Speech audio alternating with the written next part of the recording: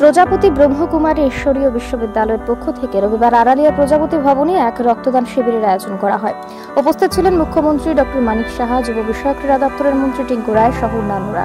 এদিন মুখ্যমন্ত্রী বলেন, রক্তদানের বিকল্প নেই, তাই এদিন রক্তদানের মতো গুরুত্বপূর্ণ কর্মসূচির আয়োজন করায় শুভেচ্ছা জানান তিনি উদ্যোক্তাদের। আয়োজিত রক্তদান শিবিরে রক্তদাতাদের উপস্থিতি ছিল বেশ লক্ষণীয়। পরবর্তী সময়ে উপস্থিত অতিথিরা রক্তদান শিবির পরিদর্শন করে শুভেচ্ছা জানান রক্তদাতাদের।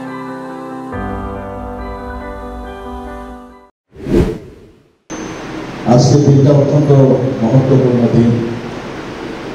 আমার আগে যারা বক্তব্য রেখেছেন ওনারা এই বিষয়ে বলেছেন। ইন্টারন্যাশনাল মাদার্স ডে, ফ্লোরেন্স নাইটিঙ্গেলকে আজকে সবাই স্মরণ করে। এই দিনটি তো আমরা সবাই জানি। আজকের দিনে আমি এখানে কবিতা ব্যানার্জিকে আমি স্মরণ করছি। আমি কয়েকবার এখানে এসেছি। ওনার সাথে একটা আত্মিক সম্পর্ক, ওনার সাথে যখনই কথা বলতো একটা আত্মিক সম্পর্ক যেন একটা ফিলিং, সেটা সবসময় বরাবরই যেটা আমার সাথে সেটা ছিল, নিশ্চয় আপনাদের সাথে ছিল। মাতৃ স্বরূপ একটা যারা এই মাদার্স, ইন্টারন্যাশনাল মাদার্স ডে, ওনাকে সত্যি আজকে প্রকৃত অর্থেই আজকে দিনটি আপনারা বেছে নিয়েছেন। দেখবেন, আপনাদেরকে অবশ্যই ধন্যবাদ দিতে চাই। মানবতার সবচেয়ে বড় দৃষ্টান্ত হচ্ছে রক্তদান। এর থেকে বড় আর কিছু হতেই পারে না। আর ভগবান এরকম যে সব কিছু তুমি আবিষ্কার করতে পারো, কিন্তু আমার কাছে ট্রেজার আমার হাতে থাকে, মানে সব তোমাকে দেবো না, আমাকে স্মরণ করার জন্য যে আমরা সবাই আমরা আলাদা কেউ না, তার জন্য ওই রক্তটা আপনার হাতে রেখে দিয়েছে। আর আমরা জানি যে প্রতিটা যে ভগবান প্রতিটি মানুষের মধ্যে বিদ্যমান। আমরা অনেক সময় বিদ্বেষ, হানাহানি এসব নিয়ে থাকি। গার্হস্থ্য সমস্যা, বাড়িঘরের সমস্যা, বাড়ির সীমানা নিয়ে সমস্যা, আর তো রাজনীতি থেকে আরম্ভ করে সব জায়গায় সমস্যা।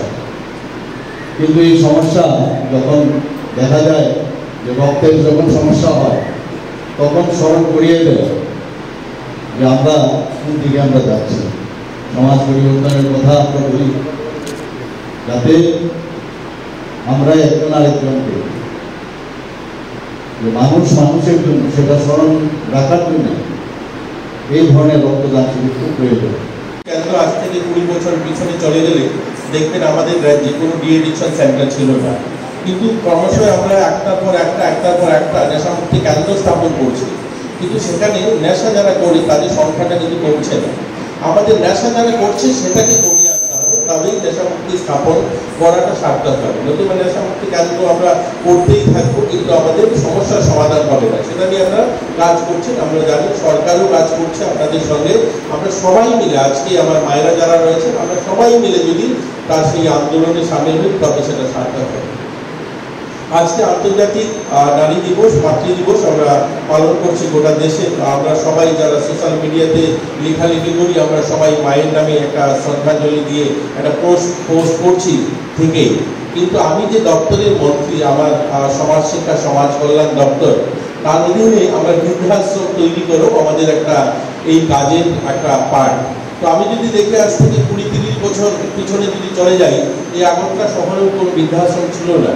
কিন্তু অথচ দেখুন, আমরা সমাজ এত এগোচ্ছি, আমরা পড়াশোনায় শিক্ষিত হচ্ছি, নিজেরা নিজেদেরকে প্রতিষ্ঠিত করছি বিভিন্নভাবে, অথচ যে মা যার এত ত্যাগ, তপস্যা, ভালোবাসা আমরা নিজেরা প্রতিষ্ঠিত হই, এই প্রতিষ্ঠিত হওয়ার পরে ওই মাকে বাড়িতে একটা রোগ করে দিতে পারি না, সেই মাকে বৃদ্ধাশ্রমে যেতে হয়।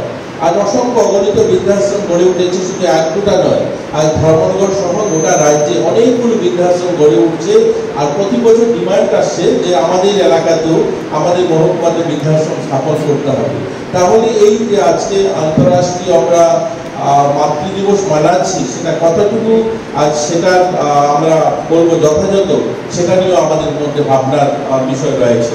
আমরা মায়েরা যারা রয়েছে, দিদিরা যারা রয়েছে, আমরা সবাই মিলে এই আন্দোলনটাতেও নিজেদেরকে সামিল করতে হবে, যে প্রত্যেক মাকে যেন বাড়িতে থাকতে পারে এবং ভালোবাসার সঙ্গে, তাকে সম্মানের সঙ্গে, সে যেমন তার মায়ের যে অধিকার সেটা যেন মা পায়।